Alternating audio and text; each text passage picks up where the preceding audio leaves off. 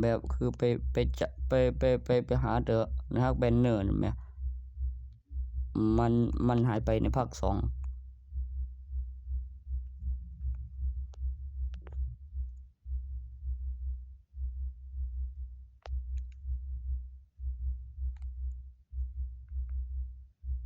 วะเขาเรียกอะไรวะเขาเรียก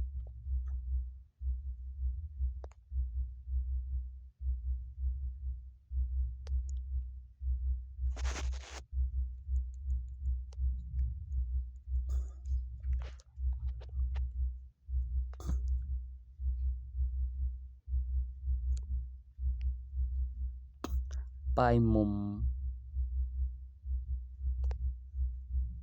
ไปแบ่ง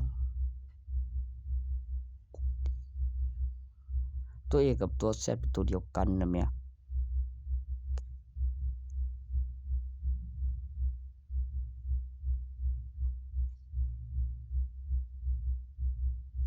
ไปแบบไหนดีวะ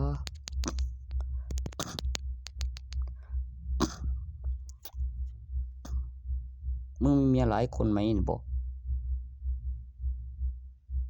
ก้อยงามเจ้าเนาะมีหลายคนไหมล่ะมันใส่ชื่ออย่างบุรุษแต่ว่าพกบัตรประชาชนอยู่ตัวจริงแต่ยังเลยแต่ผมบอกไปแล้วนะผมบอกไปแล้วเจ๋ง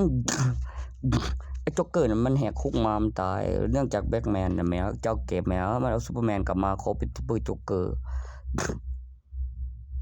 แบบจากหลังนี่เป็นพระราชามันจะว่าบอกหาอันหนึ่งเนี่ยบ่อยเรื่องต่อจากนั้นนะแม้อุบัติเหตุเกิดขึ้นดูก่อนมีกี่อย่างและเลเวลเงินแล้วก็ข้อมูลเนี่ยนะวันที่เวลาเพื่อพิสูจน์แล้วก็รอโพสต์ขึ้น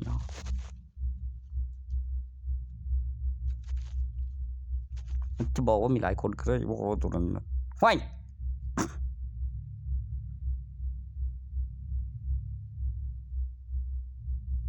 คืองามเจ้าอีหา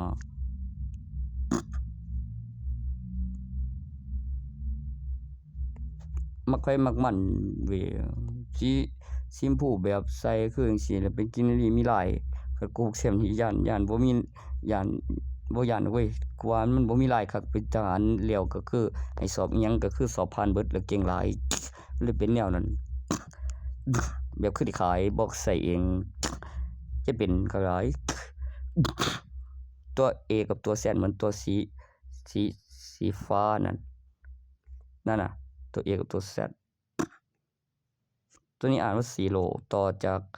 ซีโร่ที่เป็นประโยคคำว่าซีโร่เดี๋ยวนะ